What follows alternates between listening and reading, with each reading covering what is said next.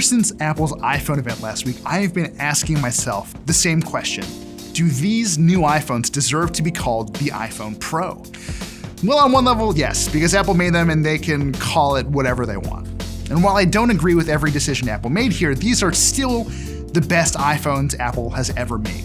Is that enough to warrant this new name? Maybe. There are some notable improvements in these two devices, which I'll dig into in a minute. In other ways, though, the upgrades Apple made to the iPhone 11 Pro and Pro Max are so subtle, I think it would actually take a pro to spot them.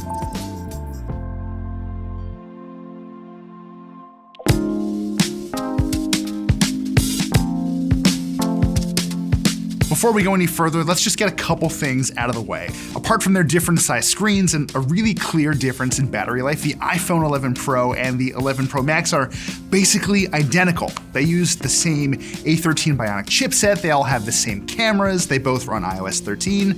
You get where I'm going with this. If you're considering buying a Pro, your real decision boils down to three things: what color you like, how much storage you need, and whether you want to use a phone as big as the Max all the time. Because these phones have so much in common, they share the same design quirks that Apple embraced this year. They're both a little faster than the XS series was last year, and they both come in Apple's new Midnight Green, which really seems to be a crowd pleaser. I do have to say, it's only really green in direct light though, otherwise it just kind of looks more like a slate gray, which is honestly fine by me. These backs are made from a single piece of milled glass, and most of it has this really nice matte finish. It also means they're a little less prone to sliding around on certain surfaces too. Imagine this, you're about to sit down on your couch and you just sort of absentmindedly put your Pro on the arm. I do this all the time, and when I tried it, the XS clattered to the ground while the Pro stayed put. Your mileage is probably gonna vary, but in my experience, this new finish doesn't just feel good, it's actually helpful.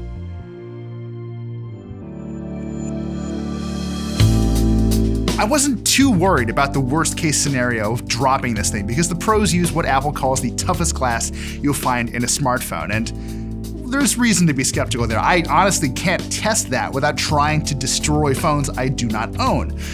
That said, my Pro test units have already withstood some accidental drops.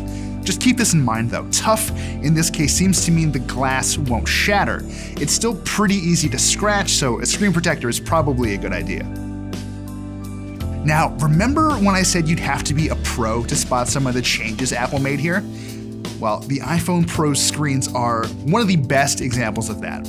Apple calls these panels Super Retina XDR displays, and that kind of bombastic branding suggests we can expect some eye-catching improvements. About that, these are great screens, but they're not dramatically better than the ones from a year ago. Screen brightness tops out at around 800 nits instead of the 600 something we got in the XS series, but the Pros aren't that much more readable in broad daylight than those older phones were, if at all, actually. The difference is most notable when you're watching 4K HDR video, where the brightness peaks at around 1200 nits during really bright scenes. Even then though, you're not going to notice the difference unless you have the new expensive phone right next to the old expensive phone. That's not all. Remember 3D Touch, that pressure-sensitive screen tech that Apple pushed for a few years? Well, it's finally gone, and if you really miss it, like I did, which I'm in the minority on, I'm sure of that, you can long press on app icons to access the same shortcuts. Most people I know never actually used it though, so losing it here makes a lot of sense.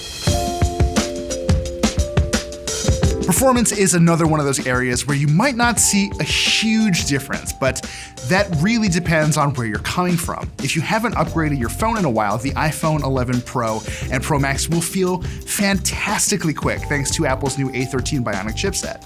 If you're coming from last year's flagship iPhones though, the difference is much more subtle. Apps launch a little bit faster and graphically intense games load a little quicker, while multitasking feels just a touch more seamless. The A13's power might be more noticeable if you're using certain heavy-duty apps.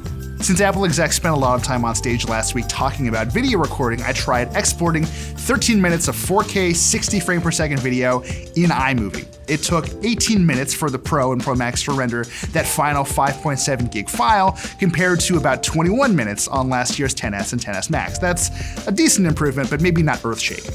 I'm never gonna complain about improved performance, but just don't expect to be totally blown away if you've been using a recent iPhone.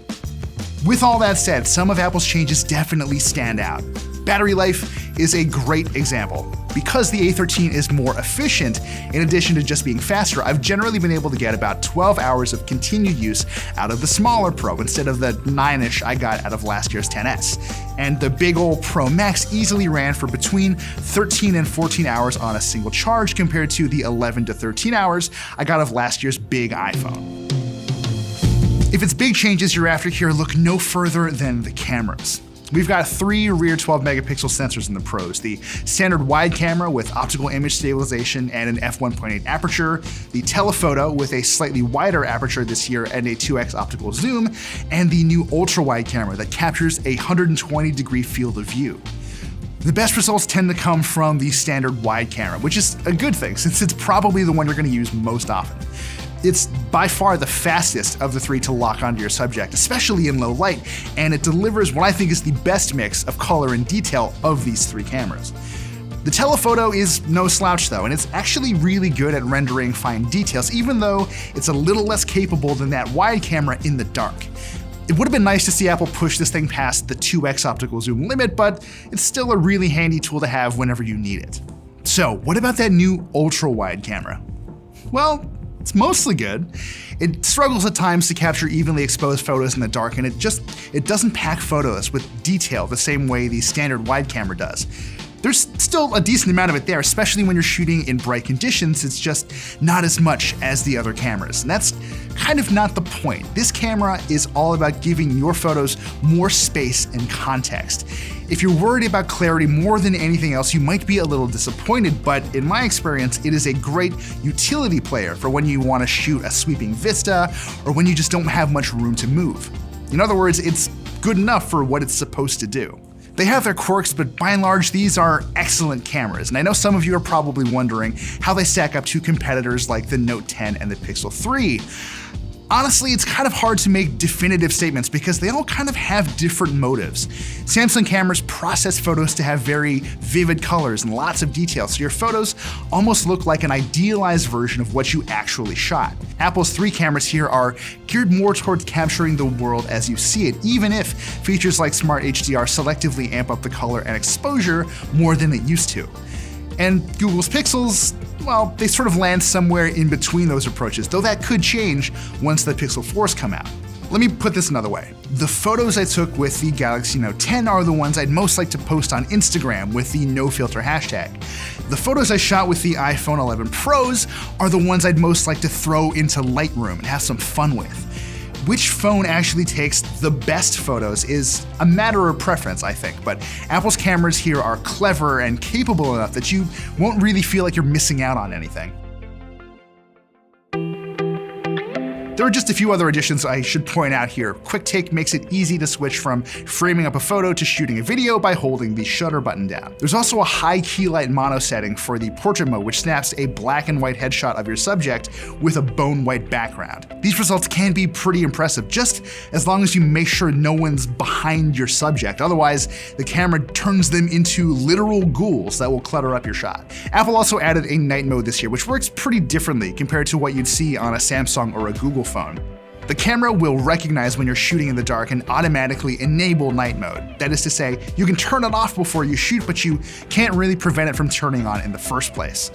And the results are maybe not quite as striking as what you might get out of a Pixel, but that's again sort of by design. Other phones' night modes tend to brighten up photos too much, as if they were trying to turn night into day. Apple's night photos are still plenty bright, but they feel like they were shot in the wee hours, and whether that's a good thing is again really up to you. There is just one catch though, you can't use the night mode with that ultra-wide camera at all. The 12 megapixel front camera isn't quite as interesting as what's around back, and as usual, it'll take nice selfies without a whole lot of fuss. Apple did add 2 notable features here though. Tapping a button widens the camera's field of view so you can squeeze a few more people into those selfies. You can now also shoot slow motion video, which works as well as you'd expect. You're gonna start seeing these Slofies everywhere, and while I hate the name, I figure I should just contribute my own before everyone goes crazy, so just enjoy the shot of what happens when I eat a handful of glitter. Kids, please don't try this at home. Oh, and the videos you shoot with the iPhone Pros are pretty great, actually. You can capture footage at up to 4K 60, and thanks to an assist from the neural engine, the pros did a surprisingly good job at adapting to changing conditions. Exposure was more consistent throughout, and I noticed a lot less noise than I expected. So, at the end of it all, should you buy an iPhone 11 Pro or Pro Max? Well, I think it really depends. They're all around better than the XS series, and they're definitely a worthy upgrade if you're using an iPhone 10 or anything older than that. These are, after all, probably the most powerful smartphones money can buy right now.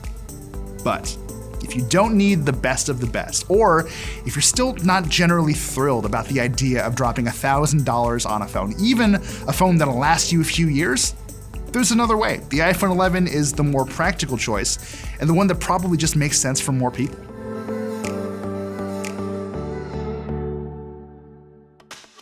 I've spent a lot of time testing these new phones, so I really appreciate you guys taking the time to watch our review. If you have any feedback or if you have any further questions you want us to try and dig into as we continue covering these devices, definitely let us know and be sure to subscribe.